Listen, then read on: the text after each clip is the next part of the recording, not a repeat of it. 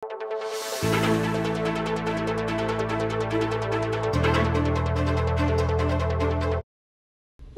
pali apanamdaman dangeni, ring balang kabalin. King may nga labasan, rekord niya ni pag-asa ang mirarasking 42 to 45 degrees Celsius sa heat index keti Pampanga. Kabang miras naman kayang 53 degrees Celsius king iba Zambales inyang Domingo, April 28. Base pa king 2-day forecast ng Weather Bureau, miras king 44 degrees Celsius king heat index king Clark, king kapupul merwa ng adon ning Mayo. Ding mapilang tamong kabalin, bistaman kailangan magtipid pa uli na ng sakit ng biya at malapresyo ng panyaluan pati na ng kuryente.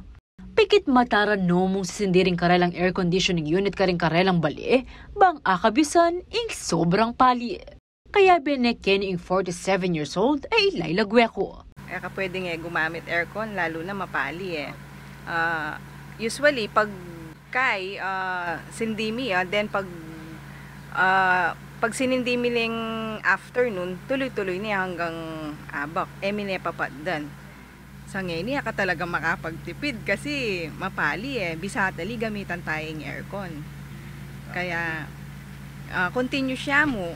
O nang imer na dyan man, nanaaka kong lulot makasindi ng karelang aircon at papatdandan niya kano inigad pag penamdaman na indimla bang makatipid kuryente. Binubuksan namin yung aircon, tapos kung medyo malamig-lamig na, saka ipapatayin para hindi masyado consume po sa electricity natin.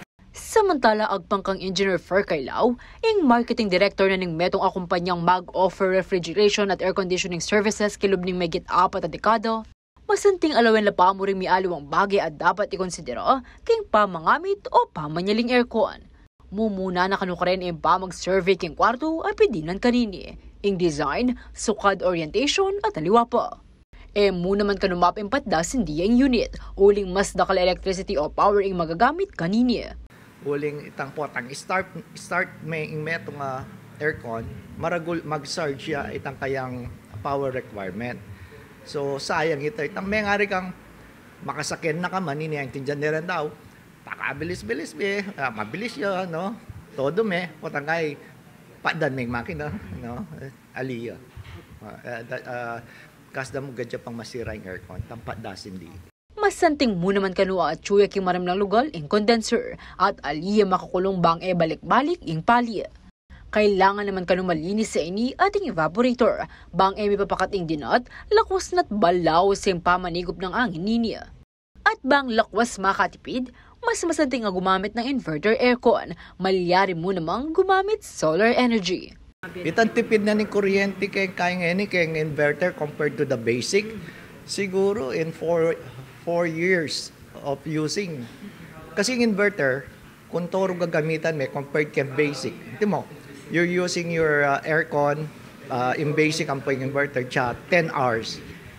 In less than 4 years, itang cost na, kaya abawi itang extra cost na. Pero anong gagamitan mo yan, 5 hours a day, may gada, siguro miras yan 7 years or 8 years. Payback na. Karas naman king maintenance, kailangan kanubayo yung kapalyan pag sadya na yung magpalinis ka ng aircon. Bang makompromiso yung kalidad ng obra kanini, lakos na't sabi-sabi la rin palinis bang mapaling panahon. Ako, ingke kayong talasuyo. Liya na Kanilaw, ating pusong makabalin.